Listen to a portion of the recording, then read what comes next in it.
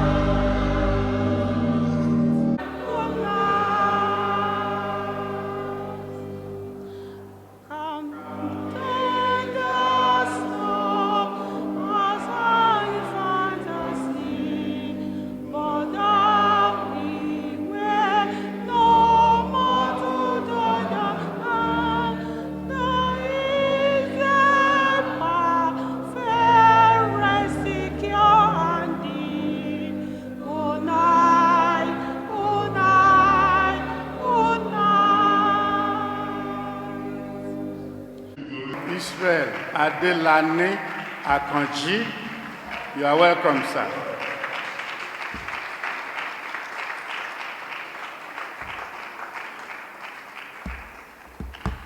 I was looking at the plains in Georgia where he was buried beside his wife, Rosalind. By way of summary, we can say Jimmy Carter, he loved and served God. He was that kind of people that we say they know the way, they show the way, and they go the way. Jimmy Carter, he knew the way, he knew God, he showed the way, he was a great teacher of the Word of God, and he went the way himself. He was a lover of his wife, his family, and a lover of people to the ends of the world. He was extremely humble. We have had that several times this morning. He was a compassionate man. He looked to the interests of others, not himself alone. Hence, he was a lover of minorities. Andrew Young spoke about their community where they grew up together, Jimmy Carter being about 8 years older than Andrew Young himself now being 92, and an African American. he spoke about the diversity in the community they lived, and that where they were, Jimmy Carter himself was like a minority because he was white. Most of the people there were not. It was black community. But Jimmy Carter loved everybody, and it influenced his life. You could see that later in life, he will appoint Andrew Young himself, a black American, to be part of, to be the ambassador to the United Nations for America, and appoint another black person as a judge, which was like the first time. So he showed himself as an inclusive person. He fought for human rights. He stood for human rights of all people. That's the man, Jimmy Carter himself.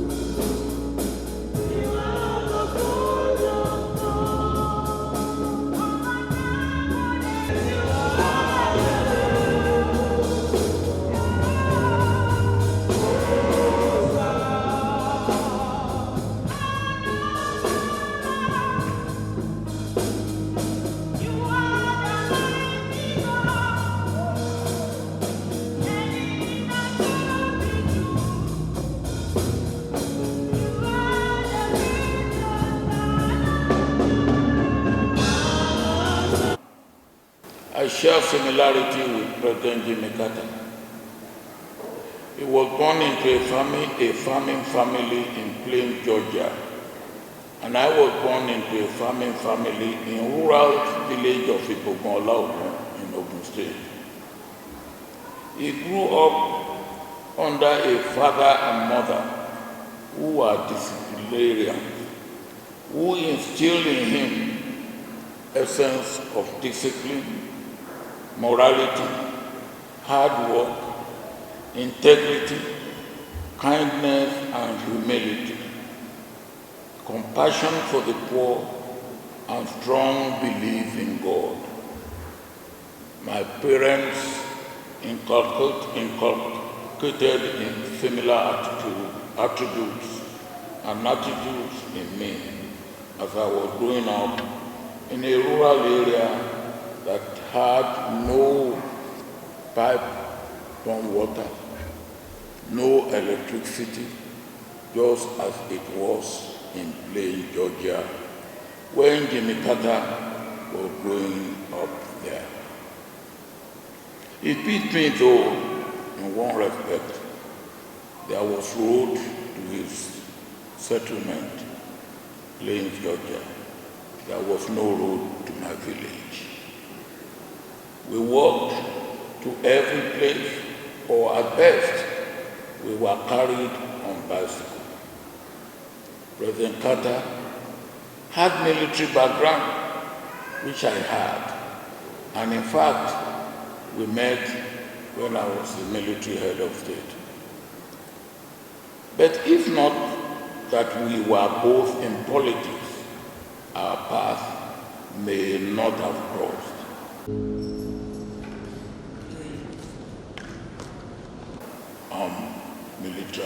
Militarism. In the evenings of our lives, I became a victim of a militaristic man, Sani Abacha, who wanted to rule Nigeria perpetually till the end of his life. President Carter was one of my foreign friends who stuck their necks out to save my life and to seek my release from prison. On President Carter's visit to Nigeria, he got Abacha to agree to take me from detention to house arrest on my farm. but that did not last for too long.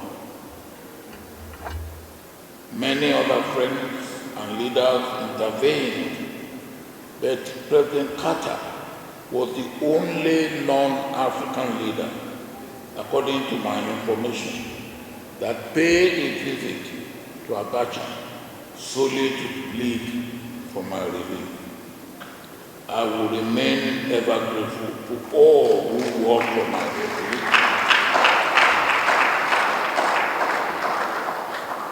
I will remain ever grateful to all who work for my relief from Abacha's gulag. Abacha ensured that I will not be relieved. Within a week of his death, though, I was relieved by his successor, General Salami Abubakar, who also facilitated my going around Africa and the rest of the world to thank all those who work for my relief.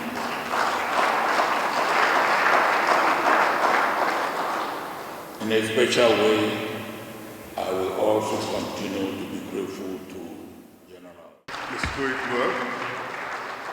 How wonderful. Thank you, Baba.